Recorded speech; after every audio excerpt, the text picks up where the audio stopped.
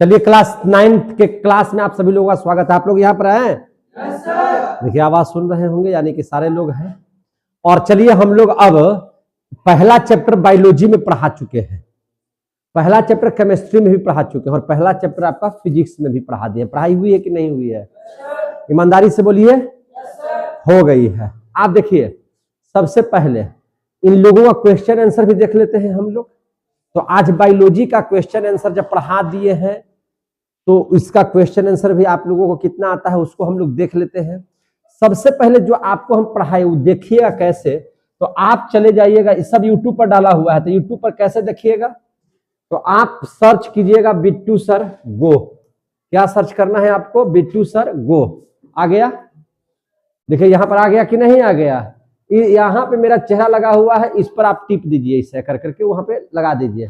यहाँ पर देखिए प्लेलिस्ट है, प्लेलिस्ट में चले जाइए और आपको देखना है बायोलॉजी। बायोलॉजी है यहाँ पे, क्लास 10 का है तो इसको नहीं देखना है, आप 9th में है ना। तो आप देखिए यहाँ पे, देखिए यहाँ पे है लिखा हुआ बायोलॉजी क्लास 9 है ना लिखा हुआ।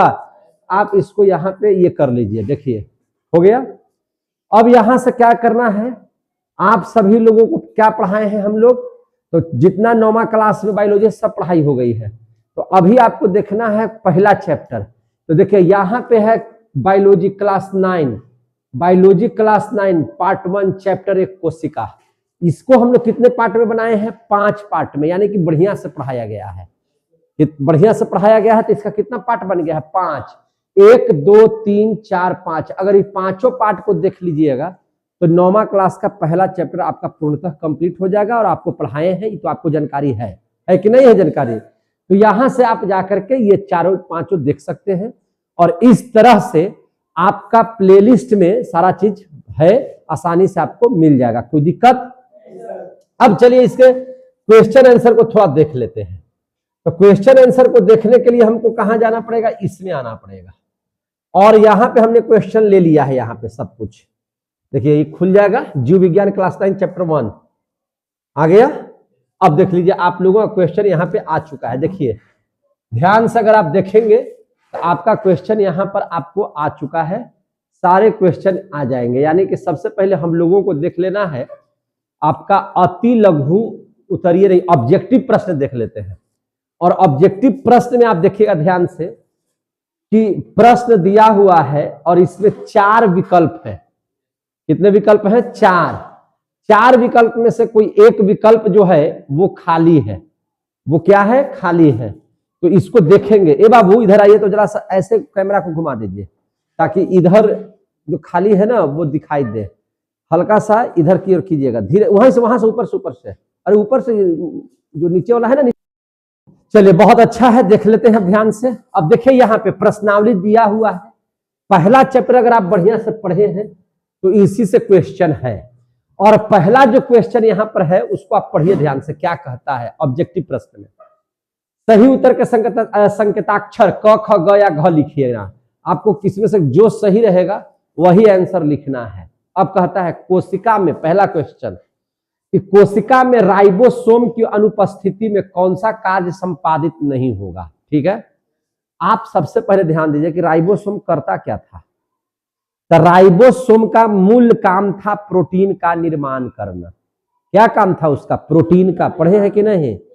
सेंट्रोसोम क्या करता था? कोशिका का विभाजन। माइटोकॉन्ड्रिया क्या करता था? ऊर्जा बनाता था, श्वसन क्रिया करता था।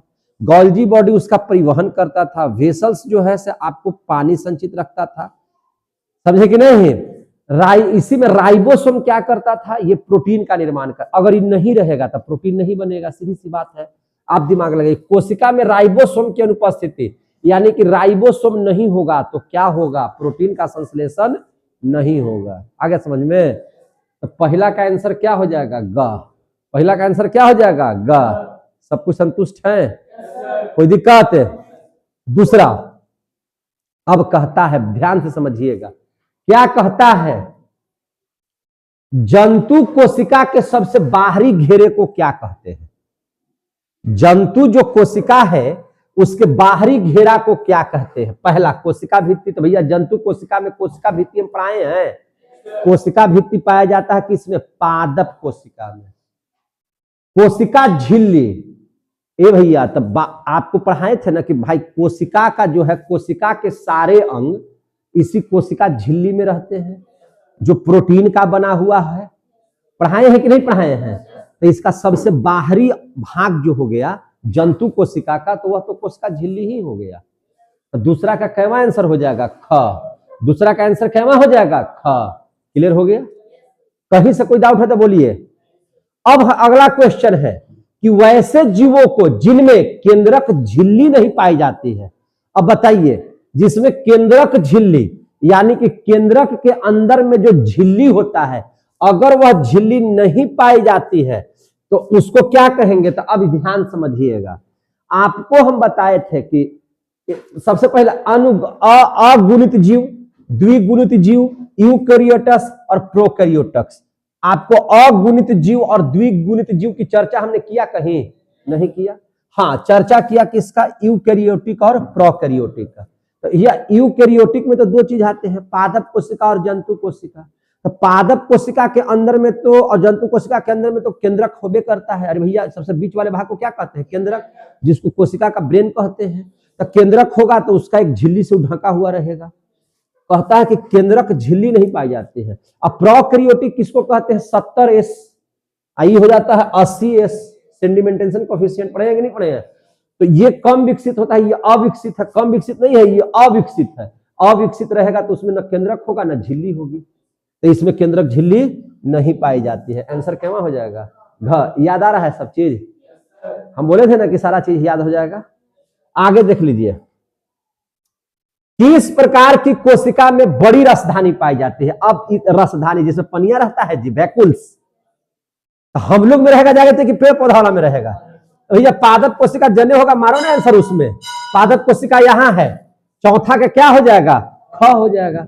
ये सभी यूकैरियोटिक कहने लिखे थे, यूकैरियोटिक में तो जंतु भी आ जाता है, समझे कि नहीं? अब पादप दोनों हो जाता है, तो इसका आंसर, सही आंसर क्या होगा? ख। क्लियर हो गया कि नहीं हुआ क्लियर? तो अगर यहां तक क्लियर हो गया तो हम लोग आगे देख लेते हैं। अच्छा, जीन बने होते हैं। अब जीन किसके बने होते हैं? अब कितना लोगों को हम आपको पढ़ाए थे कि कोशिका के ब्रेन न्यूक्लियस को कहते हैं। अब न्यूक्लियस को खोदिए बढ़िया से, तो उसमें से क्या निकलेगा? गुणसूत्र, क्रोमोसोम पढ़ाए थे। उ क्रोमोसोम के आउ होड़िए तो उसमें से मिलेगा डीएनए। डीएनए को आउ होड़िए तो मिलेगा आरएनए। आरएनए से आओ होड़िएगा तो मिलेगा जीन।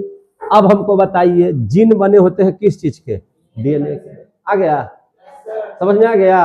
अगर ऑप्शन में क्रोमोसोम रहता तो क्रोमोसोम भी लगाते। क्लियर है कि नहीं है? अब माइटोकॉन्ड्रिया, लाइसोसोम और क्रोमेटिन धागों से क्या मतलब है? हमको कोई मतलब नहीं है। डीएनए यहां से प्राप्त होगा। सोचना है और बढ़िया से आंसर देना। चलिए आगे। कोशिका की वृद्धि किसके द्वारा नियंत्रित होती है? अगर कोशिका विकास कर रहा है, तो कोशिका अगर बढ़ रहा है तो वह किसके द्वारा नियंत्रित होगा? तो अच्छा एक चीज बताइए, कोशिका का ब्रेन किसे कहते हैं? न्यूक्लियस को कहते हैं। और न्यूक्लियस को हिंदी में क्या कहते हैं? केंद्रक। तो भैया यही केंद्रक के जब ब्रेन है तो बढ़ेगा कि घटेगा किस पर निर्भर है? केंद्रक पर। क्लियर हो गया? कि दिक्कत हो रहा है आप लोगों को? आगे चलिए। कोशिका भित्ति होती है, पहले बात समझ लीजिएगा। कोशिका भित्ति, सेल वॉल, यानी कि सेलुलोज का बना होता है। पादप कोशिका में पढ़ाए हैं, समझ में आ रही है बात? जो बोल रहे हैं उसको ध्यान से समझिएगा। तो ये कोशिका भित्ति होती है अर्ध पारगम्य की पारगम्य, कि चयनात्मक पारगम्य, इसमें से सभी। तो देखिए, ये अर्ध पारगम्य नहीं होगा, जब भी होगा तो पारगम्य होगा। पारगम्य का मतलब कि वस्तु आगे पीछे माने आ जा सके, समझे कि नहीं? पार हो सके, तो ये कैसा होता है? पारगम्य। क्लियर हो गया? अब आगे चलाइए। अब क्वेश्चन नंबर है 8। क्या वहां क्वेश्चन नंबर 8? ये सब भारती भवन से आप लोग पढ़ रहे हैं। किससे पढ़ रहे हैं? भारती भवन से। समझ में आ रही है बात? तो अब 8वां क्वेश्चन को देखिए ध्यान से। कोशिका द्रव्य में पाए जाने वाले, कोशिका द्रव्य, कोशिका द्रव्य किसे कहते हैं? कोशिका में जो द्रव्य पाया जाता है उसी को कहते हैं कोशिका द्रव्य। और न्यूक्लियस में जो द्रव्य पाया जाता है उसको कहते हैं केंद्रिका द्रव्य। और दोनों को मिला देंगे तो उसको कहते हैं जीव द्रव्य। क्या कहते हैं? जीव द्रव्य। तो कहता है कि कोशिका द्रव्य में पाए जाने वाले अनियमित नलिकाओं के जाल, जाल की तरह जो संरचना है उसको कहते हैं अंतःप्रदवित जालिका। क्या कहते हैं? अंतःप्रदवित जालिका। आंसर हो जाएगा अंतःप्रदवी जालिका। इसी को अंग्रेजी में क्या कहते हैं? Endoplasmic reticulum. क्या बोलते हैं? Endoplasmic reticulum. आ गया समझ में? अब आ जाइए रंगीन प्लास्टिड। अब बताइए, पढ़ाए थे प्लास्टिड के बारे में। लवक, लवक किस में पाया जाता है? तो कोशिका, अरे पादप कोशिका में पाया जाता है। उसको तो मानव से कोई मतलब नहीं है, जंतु से कोई मतलब नहीं है। तो कहता है कि रंगीन प्लास्टिड को क्या कहते हैं? तो क्रोमोप्लास्ट। क्या कहेंगे उसको? क्रोमोप्लास्ट। याद हो गया? उसको क्या बोलेंगे? क्रोमोप्लास्ट। हरित लवक भी पढ़ाए थे उसमें। लवक में 3 तरह के पढ़ाए थे ना। चलिए, ल्यूकोप्लास्ट पढ़ाए थे, क्रोमोप्लास्ट पढ़ाए थे, क्लोरोप्लास्ट पढ़ाए थे। क्लोरोप्लास्ट हरा रहता है, तना में पाया जाता है, पत्ती में पाया जाता है, भोजन बनाने का निर्माण करता है। इसकी वजह से मैंने सभी चीजों के रंग क्या हो जाते हैं, है ना? जैसे गाजर का रंग, टमाटर का रंग पढ़ाए थे कि नहीं पढ़ाए थे? तो क्रोमोप्लास्ट। अब 10वां क्वेश्चन देख लीजिए। क्या क्वेश्चन देख लीजिएगा? 10वां क्वेश्चन क्या कहता है? केंद्रक में पाए जाने वाले, केंद्रक में पाए जाने वाले जो द्रव होते हैं, गाढ़े द्रव होते हैं, उसको क्या कहते हैं? केंद्रक। अभी तो इसका आंसर दिए थे इसके पहले वाला क्वेश्चन में। कोशिका के अंदर में जो द्रव पाया जाएगा, कोशिका द्रव। केंद्रक के अंदर में जो द्रव पाया जाएगा, केंद्रक द्रव। इन दोनों को मिलाकर के उसी को कहते हैं जीव द्रव। क्या बोलते हैं उसको? जीव द्रव, जिसको अंग्रेजी में बोलते हैं प्रोटोप्लाज्म। इसको क्या कहते हैं? साइटोप्लाज्म। कोशिका द्रव को क्या कहते हैं? साइटोप्लाज्म, है ना? और केंद्रक द्रव को क्या कहते हैं? न्यूक्लियोप्लाज्म। दोनों को मिला देंगे तो उसको कहेंगे प्रोटोप्लाज्म। तो केंद्रक में पाए जाने वाले द्रव को क्या कहते हैं? केंद्रक द्रव। क्लियर हो गया? कहीं से कोई दिक्कत है तो बोलिए हमको। आपको समझ में आ रहा है? अब हमने कहा था ना कि जब क्वेश्चन आंसर बताएंगे तो फिर से एक बार एक तरह से रिवीजन हो जाएगा। अब आगे देख लीजिए, इनमें कौन चयनात्मक पारगम्य में झिल्ली है? तो कोशिका झिल्ली। और जो झिल्ली है पारगम्य झिल्ली, तो कोशिका झिल्ली। चयनात्मक पारगम्य झिल्ली, है ना आंसर जी? देखिए तो आगे देख लीजिए 12। अब कहता है कि निम्नलिखित कोशिकांगों में किसे आत्मघाती थैली कहते हैं? पढ़ाए थे लाइसोसोम भैया। जब पुलिसवा डंटवा मारा था तब बताया था ना एग्जाम पुलवा में कि करिया हो गया तो कोशिका मर गई, तो कोशिका को खाएगा कौन? लाइसोसोम। अगर इसकी बात को अगर अन्य अंग नहीं मानते हैं तो ये अपने आप को क्या कर लेता है? फाड़ देता है, जिसको कहते हैं कि एटम बम है। इसी को कहते हैं आत्महत्या की थैली। समझ में आ गया बात? तो वो कौन है? लाइसोसोम। कौन है? लाइसोसोम। आ रहा है आंसर कि नहीं आ रहा है? असली पढ़ाई का मतलब है कि आपका आंसर खुद ब खुद आ जाना चाहिए पढ़ाने के बाद। समझे कि नहीं? अब आ जाइए आगे। पौधों में गैसों का आदान प्रदान। पौधों में जैसे कार्बन डाइऑक्साइड का निकलना, ले आना, ऑक्सीजन का बाहर निकालना। तो पौधों में गैसों का जो आदान प्रदान होता है वह कैसे होता है? तो आपको पता होना चाहिए कि उसमें विसरण की विधि होती है। कैसी विधि होती है? विसरण की विधि। तो इसका हो जाएगा आंसर क्या चीज? विसरण विधि के द्वारा। कैसे विसरण? पत्तियां अस्टोमेटा के माध्यम से, अस्टोमेटा माने पेड़ पौधे के पत्तियों के छिद्र को कहते हैं। तो वह क्या करते हैं? विसरण के माध्यम से कार्बन डाइऑक्साइड को ग्रहण करता है और ऑक्सीजन को बाहर निकालता है। क्लियर हो गया? अब आ जाइए, जब किसी जीवित कोशिका को, कोई भी जीवित कोशिका है, जीवित कोशिका को अतिपराश्री विलयन में डाला जाए। किसमें डाला जाए? अतिपराश्री विलयन में डाला जाए तो क्या होगा? तो क्या होगा? आंसर बताइए इसका। तो देखिए, वह जो है जीवित कोशिका सिकुड़ जाएगी। क्या हो जाएगी? सिकुड़ जाएगी, यानी कि संकुचित हो जाएगी। तो इसका आंसर हो जाएगा कोशिका फूल जाएगी नहीं, कोशिका संकुचित हो जाएगी। तो हाँ, एकदम हो जाएगी। 14 का आंसर देखिए, संकुचित हो जाएगी लिखा हुआ होगा। कोशिका क्या हो जाएगी? संकुचित हो जाएगी। क्लियर हो गया? कोशिका क्या हो जाएगी? संकुचित, संकुचित हो जाएगी। ध्यान से समझिएगा। अगला क्वेश्चन क्या कहता है? इसमें होगा ना कि कोशिका संकुचित हो जाएगी। तो 13 का भी आंसर ख, 14 का भी आंसर ख, 15 देख लीजिए। पौधों के मूल द्वारा माने जड़ के द्वारा जल का अवशोषण किस क्रिया द्वारा होता है? तो परासरण द्वारा होता है। कैसे होता है? परासरण। गैसों का आदान प्रदान विसरण, लेकिन जड़ों के द्वारा जो जल का अवशोषण होता है वह परासरण की क्रिया द्वारा होता है। कैसे होता है? परासरण। आंसर देखिए, परासरण होगा। समझ में आ गई बात? तो परासरण और विसरण आपको समझा चुके हैं पहले हम, ठीक है ना? तो इस तरह से आपका 15 के 15 हो आंसर क्या हो गया? समाप्त हो गया। क्या हो गया? समाप्त। अगला क्वेश्चन देखिए। अब आ जाता है क्या चीज? रिक्त स्थानों की पूर्ति करे। क्या करना है? रिक्त स्थानों की पूर्ति करना है। चलिए, मनुष्य के शरीर की सबसे बड़ी कोशिका न्यूरॉन, जिसको आप लोग तंत्रिका कोशिका कहते हैं। क्या कहते हैं? तंत्रिका कोशिका। मनुष्य के शरीर की सबसे बड़ी कोशिका क्या है? तंत्रिका कोशिका। तंत्रिका कोशिका देखिए आंसर दिया हुआ होगा। कोशिका भित्ति किसकी बनी होती है? तो भैया सेल वाल, सेलुलोज की बनी हुई है। किसकी बनी हुई है? सेलुलोज की। क्लियर हो गया? अब क्वेश्चन तीसरा में कहता है खाली स्थान को भरिए। पढ़िए क्वेश्चन क्या कहता है। राइबोसोम खाली जगह के ऊपर मुख्यतः पाए जाते हैं। राइबोसोम किसके ऊपर पाए जाते हैं? आपको पताए होंगे, नहीं याद होगा तो हम बता दे रहे हैं। ER endoplasmic reticulum. Endoplasmic reticulum दो तरह का होता है, एक होता है स्मूथ और दूसरा होता है खुरदरा। खुरदरा इसकी वजह से होता है क्योंकि उसमें राइबोसोम पाए जाते हैं, जो उसका ऊपरी भाग होता है ना। किसका ऊपरी भाग होता है? अंतःप्रदावी जालिका का। समझे कि नहीं? इसीलिए वह क्या होता है? खुरदरा।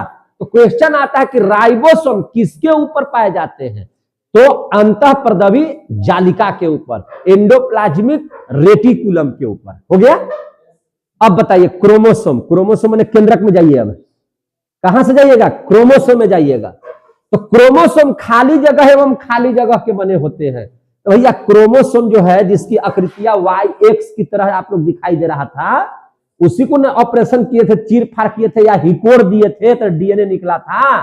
तो वह डीएनए और आरएनए से मिलकर के बना है। किससे मिलकर के बना है? डीएनए और आरएनए कहिए या प्रोटीन कहिए। अरे riboxylic nucleic acid protein, DNA deoxy riboxylic nucleic acid. तो डीएनए और किससे मिलकर के बना है? प्रोटीन के बने होते हैं। आपका आंसर में दिया होगा डीएनए और प्रोटीन दिया हुआ है। चलिए, हो गया।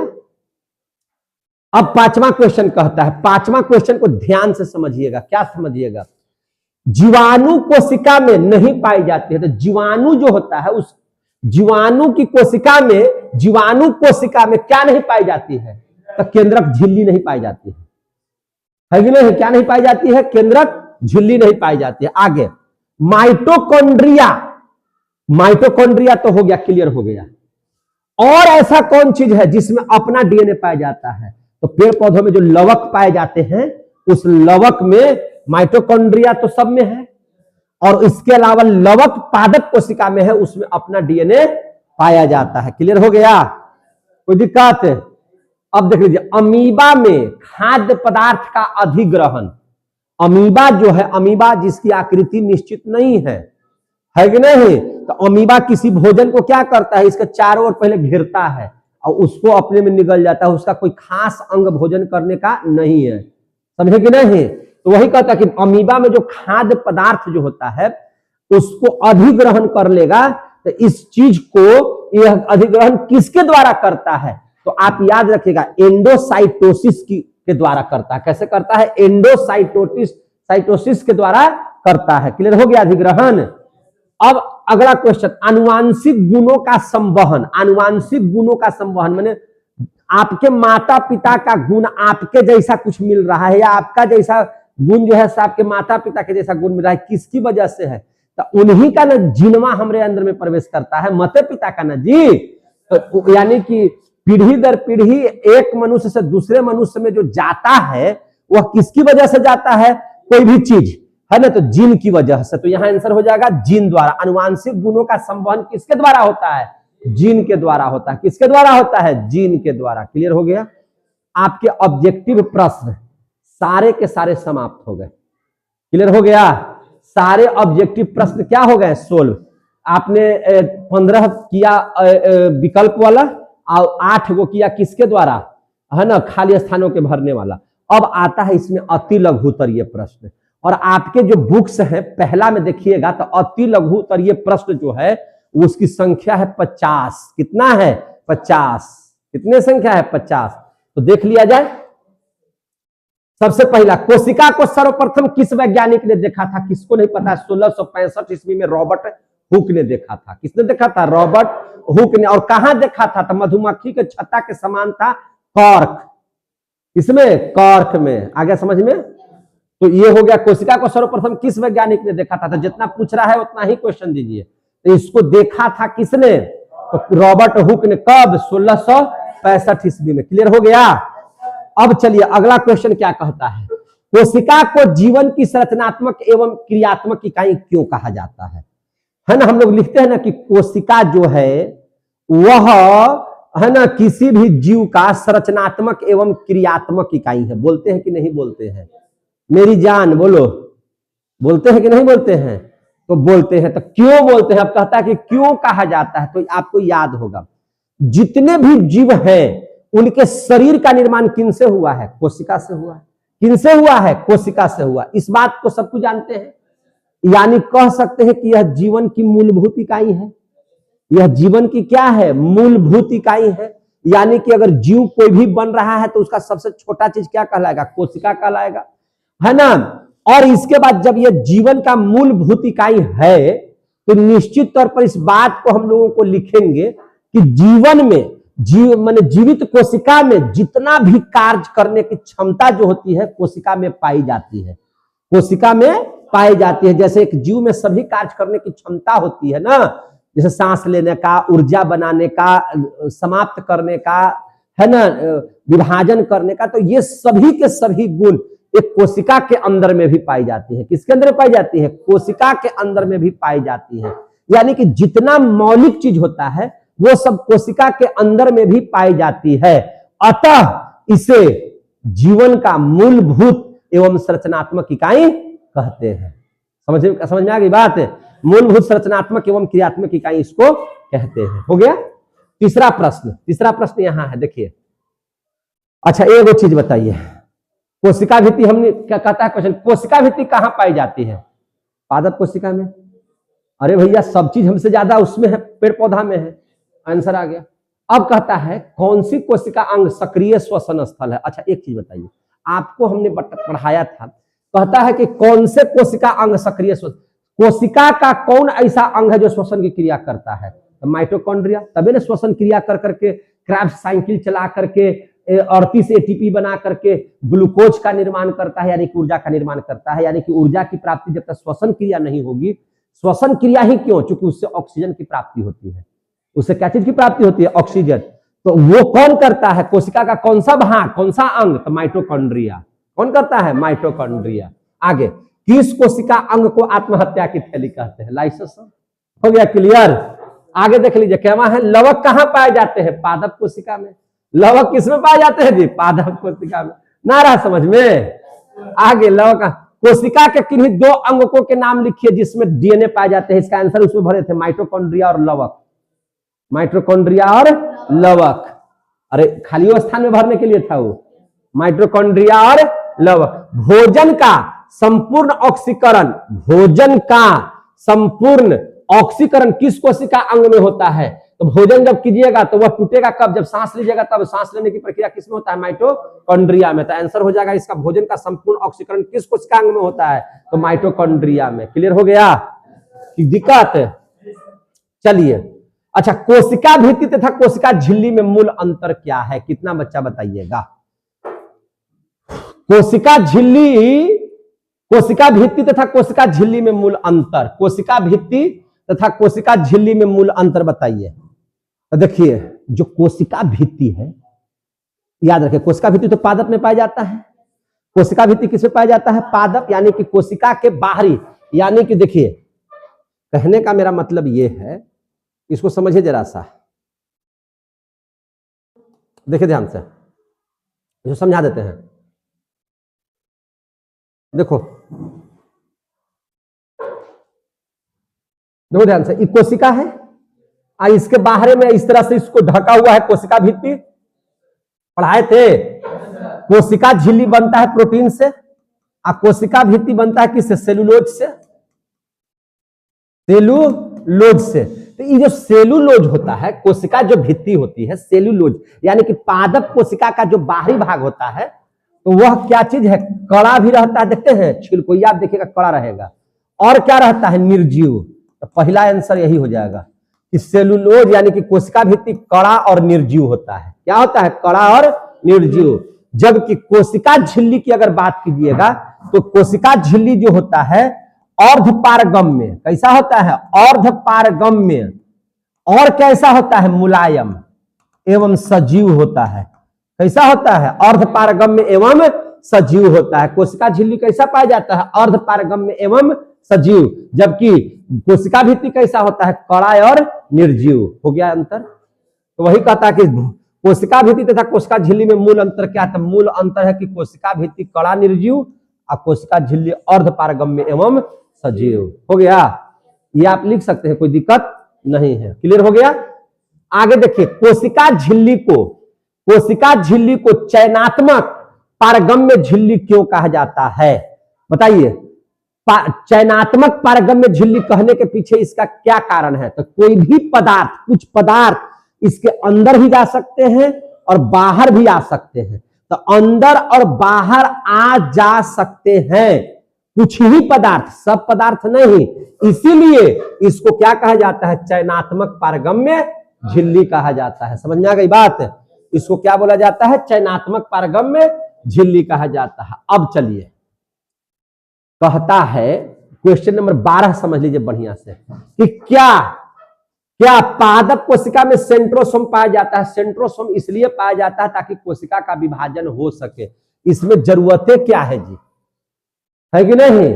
तो सेंट्रोसोम नहीं पाया जाता है। आगे, गोल्जी उपकरण कहां पाया जाता है? अरे भैया, तो गोल्जी उपकरण था जो ऊर्जा का परिवहन कर रहा था। तो कहता है कि गोल्जी उपकरण कहां पाया जाता है? तो कोशिका में पाया जाता है। कहां पाया जाएगा? कोशिका में। समझ में आ गई बात? ये मत लिख दिया कि मकान के अंदर में, कोशिका में पाया जाता है। कहां? कोशिका में। ल्यूकोप्लास्ट का क्या कार्य होता है? अब बताइए। ल्यूकोप्लास्ट, प्लास्ट पादप कोशिका, कहां चले गए? पादप कोशिका। तो पादप कोशिका में पेड़ पौधे का जो क्लोरोप्लास्ट है वह खाना बनाता है, लेकिन ल्यूकोप्लास्ट खाना को रखता है, यानी कि खाद्य का संचयन करता है। क्या करता है? खाद्य का संचयन करता है। समझ में आ गई बात? तो इसको लिखिएगा, खाद्य का संचयन करता है। अंतःप्रदावी जालिका कितने प्रकार की होती है? 2। एगो चिकनी, एगो खुरदरी। चिकनी, खुरदरी। चिकनी वसा है, खुरदरी राइबोसोम है, प्रोटीन है। आगे समझ में? तो 2 प्रकार की होती है, चिकनी और खुरदरी। कौन सी कोशिकीय रचना जीवन वाहक है? जीवन का वाहक है। कौन सी कोशिकीय रचना जीवन का वाहक है? तो डीएनए। कौन? डीएनए। कौन? DNA. DNA deoxyriboxylic nucleic acid. Deoxyriboxylic nucleic acid. Chromatin धागे कब क्रोमोसोम की तरह दिखाई देते हैं? जो क्रोमेटिन धागे होते हैं वह कब, कहता है कि क्रोमोसोम की तरह दिखाई देते हैं, तब वो दिखाई देते हैं धागे की तरह, है ना? तब वो दिखाई देते हैं क्रोमोसोम की तरह जब वे कोशिका विभाजन कर रहे होते हैं। कब? जब कोशिका विभाजन के समय में। कब? कोशिका विभाजन के समय में। कहता है कि जीन किसे कहते हैं? जो हमारा सब आदेश मानता है उसी को जीन कहते हैं। सब आदेश का मतलब भूत प्रेत। जीन किसे कहते हैं? ध्यान से समझिएगा। आपसे क्वेश्चन पूछागा कि जीन किसे कहते हैं, तो देखिए, डीएनए के क्रियात्मक खंड को, डीएनए के क्रियात्मक खंड को क्या कहा जाता है? जीन कहा जाता है। क्या कहा जाता है? जीन। आगे समझ में? डीएनए के क्रियात्मक खंड को क्या कहते हैं? जीन। समझ में आ गई बात ना? तो याद रखिएगा। अब कहता जीन नहीं समझेगा। जैसे आप देखिए, यहाँ पे एक कोशिका है, ये न्यूक्लियस है, तो न्यूक्लियसवा को पूरा एकदम हिकोड़ो। हिकोड़ना समझते हैं ना? पानी निकाल दो, एकदम गरई कैसे निकालते हैं? तो क्या करते हैं? पनिया कम करके हिकोड़ देते हैं। तो हिकोड़िएगा तो इसको जब पूरा एकदम ऐसे ऐसे कीजिएगा ना, तो ये ऐसा नजर आएगा। ये ऐसा नजर आएगा। तो इसको क्या बोलेंगे? क्रोमोसोम। क्या बोलेंगे? क्रोमोसोम। अब हमनी के अंदर में कई गो क्रोमोसोम रहता था? 23 जोड़ा, 46 गो। इसको आओ बढ़िया से हिकोड़ो, तो आओ जब करेगा ना तो ऐसे ऐसे निकलेगा। तो ये हो गया डीएनए। अब आओ इसको हिकोड़ो तब निकलेगा आरएनए। आओ मत हो तो निकल जाएगा जीन। क्या निकल जाएगा? जीन। आ गया समझ में? समझ में आ गया ना? तो जीन किसे कहते हैं? तो डीएनए के क्रियात्मक खंड को ही क्या कहते हैं? जीन। क्लियर हो गया? अब कहता है कि क्रोमोसोम का निर्माण किन किन घटकों से होता है? क्रोमोसोम आखिर बनता कैसे है?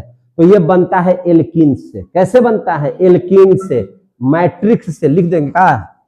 कैसे बनता है? एल्कीन और मैट्रिक्स। और बताइए, इसको भी पढ़ाए हैं ना आप लोगों को, है ना? क्या चीज है नाम उसका? क्रोमाइटिक्स। कैसे? क्रोमाइटिक्स। क्रोमाइटिक्स से कैसे बनता है? क्रोमाइटिक्स से। और कैसे बनता है? तो क्रोमोनियमाटा से। कैसे? क्रोमोनिमाटा से। क्रोमोनियमाटा किससे बनता है? क्रोमोनियमाटा से। और कैसे बनता है? तो सेंट्रोमियर से। कैसे बनता है? सेंट्रोमियर से। क्लियर हो गया? तो ये बनता है कौन? क्रोमोसोम। कौन? क्रोमोसोम। क्लियर हो गया? समझ में आ रहा है बात ना? कौन? क्रोमोसोम। आ गया समझ में? गुणसूत्र जिसको हम लोग कहते हैं। ठीक है, आगे क्वेश्चन देख लीजिए। केंद्रिका कहां पाया जाता है? कौन कौन बता देगा? केंद्रिका कहां पाया जाता है? तो अरे भैया, केंद्रक के ही अंदर में पाया जाता है केंद्रिका। केंद्रक के अंदर में, एकरो अंदर में वो चीज है जिसको कहते हैं केंद्रिका। क्या कहते हैं इसको? केंद्रिका। तो आपसे पूछा जाएगा केंद्रिका कहां पाया जाता है? तो केंद्रक के भीतरवा में, अंदरवा में क्या पाया जाता है? केंद्रिका। क्लियर हो गया कि नहीं हो गया? अब कहता है किस प्रकार की कोशिका में केंद्रक नहीं पाए जाते हैं? तो भैया जिसको हम देखबे नहीं करेंगे, अविकसित कोशिका में। अविकसित कोशिका को कहते हैं 70 सेंटिमेंटेशन कोफिशिएंट, यानी कि प्रोकैरियोटिक। यानी कौन सा जीव? प्रोकैरियोटिक। इसका आंसर क्या हो जाएगा? प्रोकैरियोटिक। क्लियर हो गया? 22वां क्वेश्चन यहां देखिए ध्यान से। 22वां देखिएगा। 22वां, कोशिका के भीतरी तथा बाहरी वातावरण के बीच गैसों का आदान प्रदान किस क्रिया द्वारा होता है? तो याद रखिएगा, अभी पढ़ाए थे, कोशिका के भीतरी तथा बाहरी वातावरण के बीच, माने कोशिका के भीतरी और बाहरी वातावरण के बीच जो गैसों का आदान प्रदान, गैस का आदान प्रदान में जहां विसरण देखिएगा, विसरण टिक मार दीजिएगा, क्या लगा दीजिएगा? विसरण, है ना? तो विसरण के द्वारा लिखेंगे। अच्छा, आपसे क्वेश्चन पूछा जाएगा। 23वां क्वेश्चन क्या कहता है? देखिएगा, कहता है कि पौधों में गैस का आदान प्रदान किस रचना के द्वारा होता है? तो संरचना कहता है, क्रिया रहता तो विसरण क्रिया द्वारा, लेकिन संरचना कहता है। तो पेड़वा पौधवा में पत्ती होता है, पत्ती में छिद्र होता है, उस छिद्रवा को हम लोग कहते हैं अस्टोमाटा। क्या कहते हैं? अस्टोमाटा। उसी छिद्र से ऑक्सीजन निकलेगा, कार्बन डाइऑक्साइड आएगा। जैसे ये क्या है? पत्ता है ना? ये क्या है? पत्ता है। तो इसमें क्या रहता है? छिद्र रहता है। क्या रहता है? छिद्र। इसी से क्या होगा? कार्बन डाइऑक्साइड आएगा और इसी से ऑक्सीजन जाएगा। आ गया समझ में? तो कार्बन डाइऑक्साइड आता है और ऑक्सीजन जाता है। समझ में आ गई बात? तो इसको क्या बोलते हैं? इसी को बोलते हैं अस्टोमाटा, है ना? संरंध्र, पेड़ पौधों की पत्तियों को कहते हैं। क्लियर हो गया? अब क्वेश्चन नंबर 24 देख लीजिए। क्या देख लीजिएगा? Question number 24। क्लियर हो गया? पौधों के मूल रोम माने जड़ रोम के द्वारा जल के अवशोषण में किस क्रिया का उपयोग होता है? परासरण। अरे भैया, मूल होगा तो परासरण, पत्ता होगा तो विसरण। क्लियर हो गया? कोई दिक्कत? तो यहां तक, कहां तक क्वेश्चन हम लोग बना लिए? 24 तक। अब आगे देख ले, आगे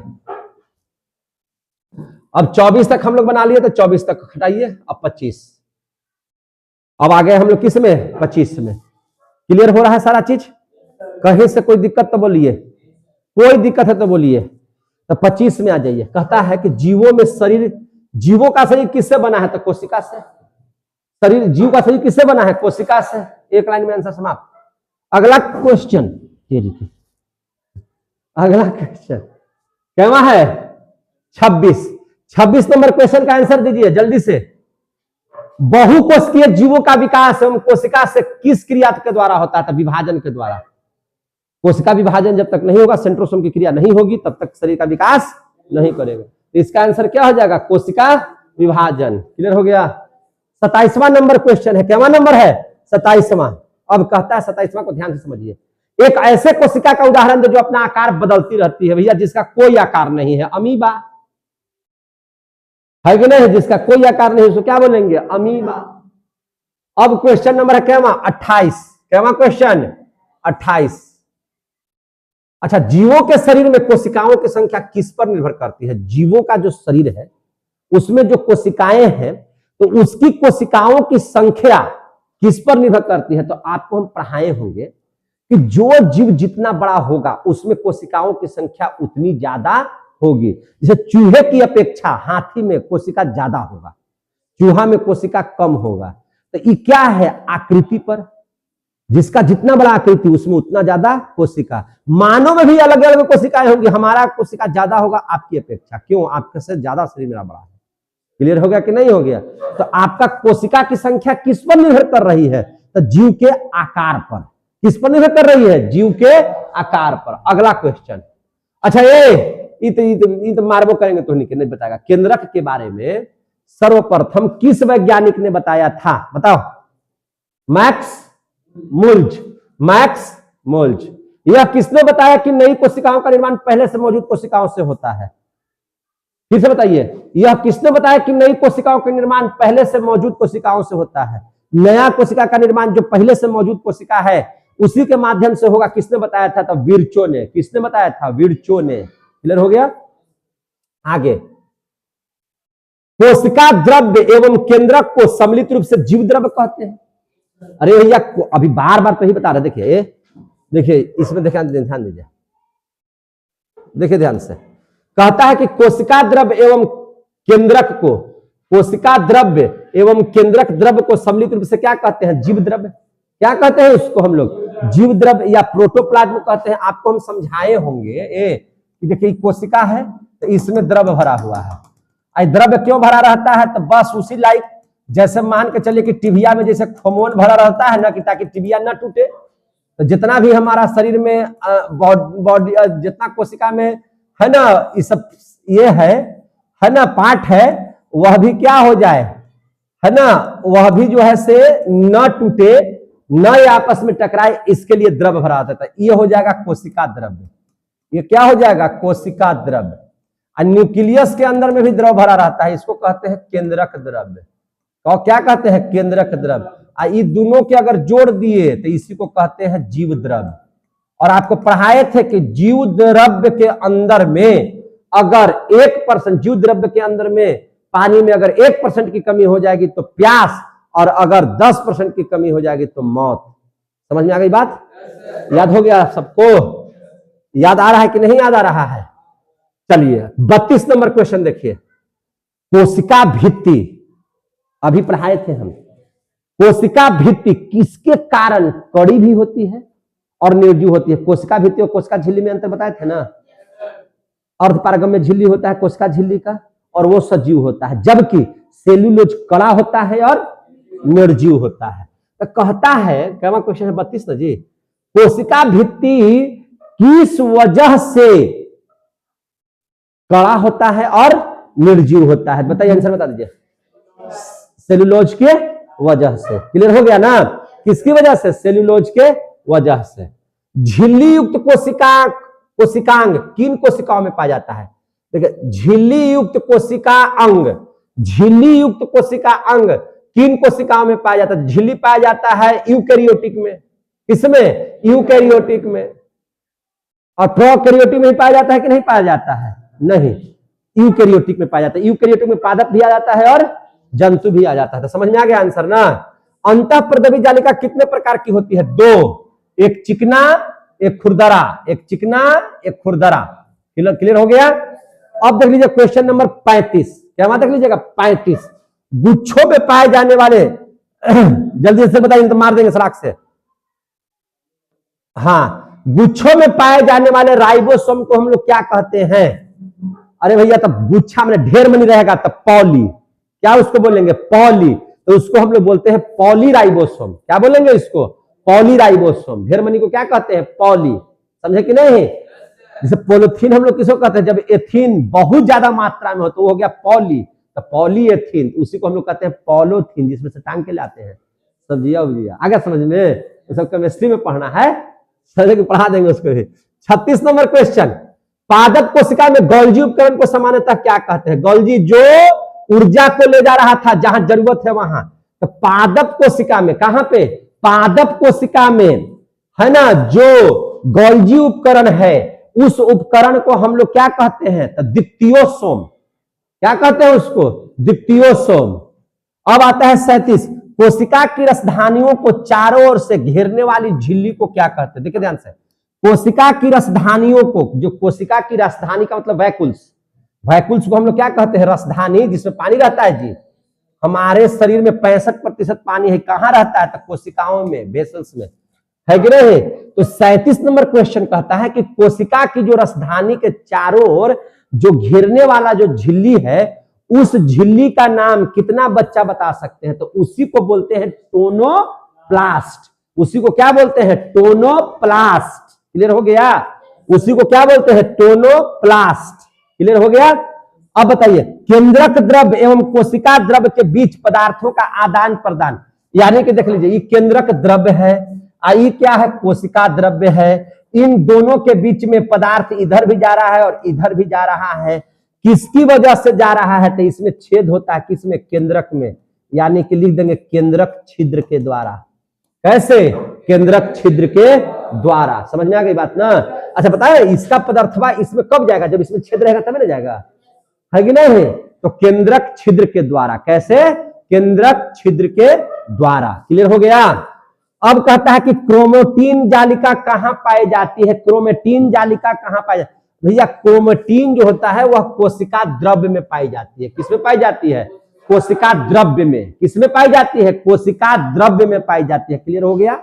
आपसे पूछेगा कि क्रोमेटिन जालिका कहां पाई जाती है, तो कोशिका द्रव्य में। हो गया ना? अब आंसर हम लोग 39 तक देख लिए। अब हम लोग देख लेते हैं 40 से 50, है कि नहीं? किसमें? 40 से 50। आरएनए का संश्लेषण कहां होता है? केंद्रिका में। और केंद्रक के अंदर में केंद्रिका, और केंद्रिका में किसका संश्लेषण होता है? आरएनए का, राइबोक्सिलिक न्यूक्लिक एसिड का। हो गया? अब क्वेश्चन नंबर क्या देख लीजिएगा, 41। क्रोमोसोम के दोनों क्रोमेटिड्स किस स्थान पर एक दूसरे से संयोजित रहते हैं? जैसे क्रोमोसोम के दोनों क्रोमेटिड्स किस स्थान पर एक दूसरे से संयोजित रहते हैं? तो सेंट्रोमियर। कहां पे? सेंट्रोमियर। कहां लिखिएगा? हाँ, सेंट्रोमियर। क्लियर हो गया ना? अब देख लीजिए, क्रोमोसोम के शीर्ष भाग को क्या कहा जाता है? टेलोमियर। क्या बोलते हैं उसको? टेलोमियर। हो गया? मानव शरीर की कोशिकाओं में कितने क्रोमोसोम पाए जाते हैं? 23 जोड़ा या 46 गो? 23 जोड़ा या 46 गो? जोड़ा में रहता है क्रोमोसोम। जब भी रहेगा तो किसमें रहेगा? जोड़ा। आंख जोड़ा, कान जोड़ा, नाक जोड़ा, मुंह जोड़ा, है ना, जबड़ा जोड़ा, छाती जोड़ा, हाथ जोड़ा, सब जोड़ा जोड़ा में रहता है। सब चीज, सब अंग आपका जोड़ा में है, तो इसी को कहते हैं जोड़ा में। 23 जोड़ा बोलिएगा तो 23 जोड़ा, और नहीं तो क्या बोल दीजिएगा? 46 गो। क्या बोल दीजिएगा? 46 गो। क्या मत देख रहे थे? 43। अच्छा, कोशिका का आकार एवं आकृति किसके अनुरूप होती है? क्या हम लोग देख रहे हैं? 44। कोशिका का आकार एवं आकृति, कोशिका का आकार एवं आकृति, कोशिका का आकार एवं आकृति किसके अनुरूप होती है? जल्दी से बताइए, किसके अनुरूप होती है? तो पतले लंबे तार की तरह। कैसा? पतले लंबा तार की तरह। माइटोकॉन्ड्रिया कहां पाया जाता है? तो कोशिका द्रव्य में ही पाया जाता है। सब तो कोशिका द्रव्य के अंदर में ना है, कोशिका में ना है सब जी। तो कोशिका द्रव्य में पाया जाता है, या कोशिका में भी लिख सकते हैं, पाया जाता है। रंगहीन या श्वेत प्लास्टिड को, वैसा प्लास्टिड, वैसा तो प्लास्टिड पाया जाता है अति पेड़ पौधा में, पादप कोशिका में। तो जो रंगहीन है, जिसमें कोई रंग नहीं है, यानी कि मूल वगैरह सब में, तो रंगहीन या श्वेत प्लास्टिड को आप लोग क्या बोलते हैं? हम लोग क्या बोलते हैं? तो ल्यूकोप्लास्ट। क्या बोलते हैं उसको? ल्यूकोप्लास्ट। क्या बोलते हैं? ल्यूकोप्लास्ट। गोल्जी उपकरण में पाई जाने वाली, एक मिनट, गोल्जी उपकरण में पाई जाने वाली चारों तरफ से झिल्ली में घिरी हुई अनेक समानांतर नलिकाओं के समूह को, गोल्जी उपकरण में पाई जाने वाली अनेक जो है समानांतर नलिकाओं के समूह को आप लोग क्या कहते हैं? तो उसको हम लोग बोलते हैं कुंडली नलिकाएं। क्या बोलते हैं? कुंडली नलिकाएं, या इसी को कहते हैं सिस्टेर्न। क्या कहते हैं? सिस्टेर्न। तो ये भी बोल सकते हैं। अगला 48, क्लोरोप्लास्ट के भीतर विद्यमान, क्लोरोप्लास्ट के भीतर विद्यमान तरल युक्त गुहा को क्या कहा जाता है? तो अस्ट्रोमा कहा जाता है। क्या कहा जाता है? अस्ट्रोमा। अब कहता है किस रचना के अभाव में, किस रचना के अभाव में वायरस में सजीवों का लक्षण परिलक्षित होता है? तो झिल्ली के अभाव में। किसके अभाव में? तो झिल्ली के अभाव में। किसके अभाव में? झिल्ली के अभाव में। फूलों में विभिन्न रंग प्रदान करने वाला प्लास्टिड को क्या कहा जाता है? तो क्रोमोप्लास्ट। क्या कहा जाता है? क्रोमोप्लास्ट। जो रंग प्रदान करता है उसको क्या बोलते हैं? क्रोमोप्लास्ट। 50 के 50 हो गया कि नहीं हो गया? आज हम लोगों ने पहला लेसन जीव विज्ञान का अति लघु भी बना दिए, है ना, विकल्पित भी बना दिए और खाली स्थानों को बता दिया। अब रह गया हम लोगों को लघु और दीर्घ। जो लघु और दीर्घ हम आपको A to Z लिखवा देंगे और PDF भी दे देंगे। अब हम लोग अगले क्लास में मिलते हैं, तब तक के लिए जय हिंद, जय भारत। अच्छा लगा? ठोक दीजिए एक बार।